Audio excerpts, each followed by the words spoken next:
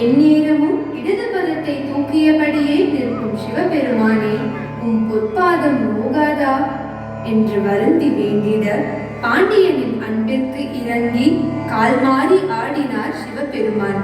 இதை சித்தரிக்கும் திரு ஆண்டவன் பிச்சை அவர்கள் குந்தலவராளி ராகத்தில் ஆதி தாளத்தில் இயற்றிய கால்மாறி ஆடிய கனக சபேஷா என்னும் பாடலுக்கு நடனமாட வருகின்றனர் நம் நாட்டியமணிகள்.